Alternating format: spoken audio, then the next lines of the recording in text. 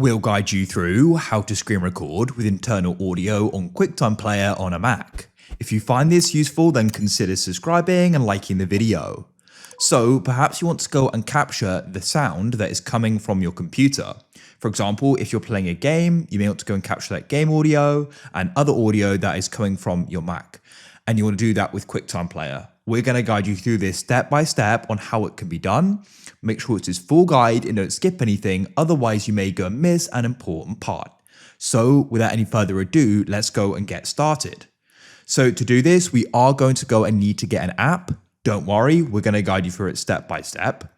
So what we can do here is you can go and open up a web browser. We can go and use Safari, this is the default one.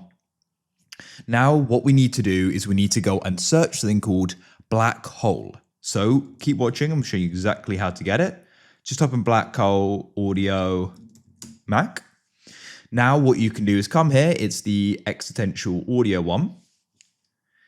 So here it's going to go and ask for a donation, but if you can't afford to donate, we can press that here. It says here, Black Hole is a modern Mac OS virtual audio loopback driver that allows applications to pass audio to other applications with zero additional latency. If you can press donate, or if you can't, you can press that there. You do then need to go and enter in your email here, or you can donate. Of course, this is a really great application, so it's always good to go and support the developers where we can. Then what you can do is once you've entered this in, you can press send link to download. And then it goes and says, check your email. So what we can then do is we can come to my email here. I use Gmail, so that's easy for me. So come to yours and here it is here. So you're going to go and get sent a link, go and then click on that link.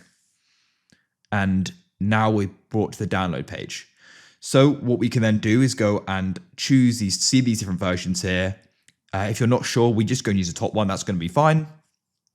Make sure we're going to allow the downloads and it will then go and download. It shouldn't go and take too long. It's a very small application. Now what we need to do is go and find our downloads. So you may go and have them in your dock here. In Safari, you can go and press them in the top right, or you can go to find and go to your downloads folder. So what you can then do is go and double click on it and we can read this through, press continue. Make sure you read this through and we can go and press continue. Press agree. I've read this before, so that's fine. I'll press agree. I already have read it. We can then install for all users, press continue, and we can go and press install. And we can then enter in our password to go and confirm this. We'll go and wait for this to go and complete. Now to go and complete the install, we do need to go and perform a restart.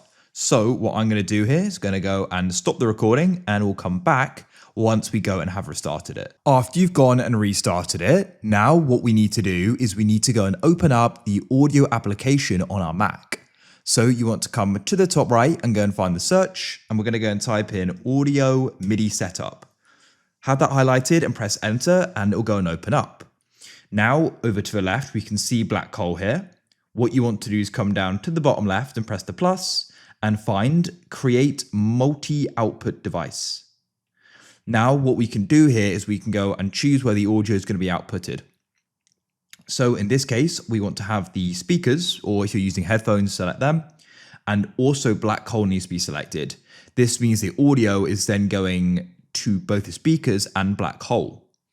After you've done that, you can come over here and you can go and rename this if you want. I don't bother. It should be fine as it is.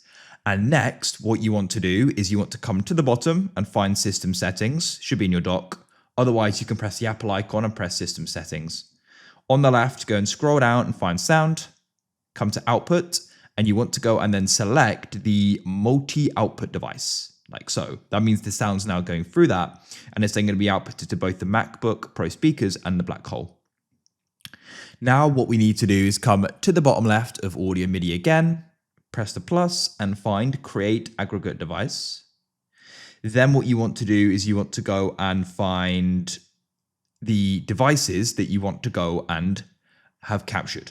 So what you can do here is if you just want to have internal audio recorded and not your mic, just select black hole. But you may want to go and have your mic and your audio from the Mac being recorded as well. So if that's the case, you then need to go and select the mic in here. So I could go and select MacBook Pro microphone, and then they're both going to be captured. but you could just go and have the internal audio. And if you want that to be the case, unselect the mic and just have black hole. So you go and get the idea. That is how you can go and do it there. So you've now got what you need selected. So what we can now do is we're going to come out of here. We can come and close it. And we now need to go and open up QuickTime. So you can press search at the bottom and go and type in QuickTime Player and open it up.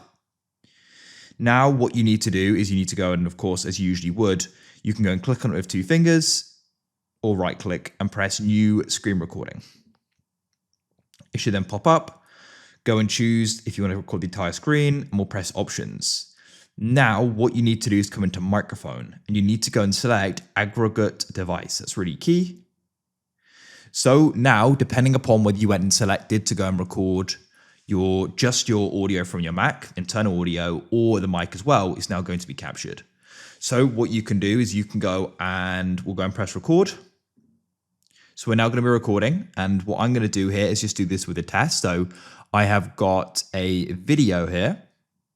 So what I could do is I'm just going to go and have this playing, and I'll just go and make sure it captures a part of me speaking. And so now what I'm going to do is I'm going to go and close this, and we'll come and stop the recording. So I can press the stop at the top of my Mac on the QuickTime.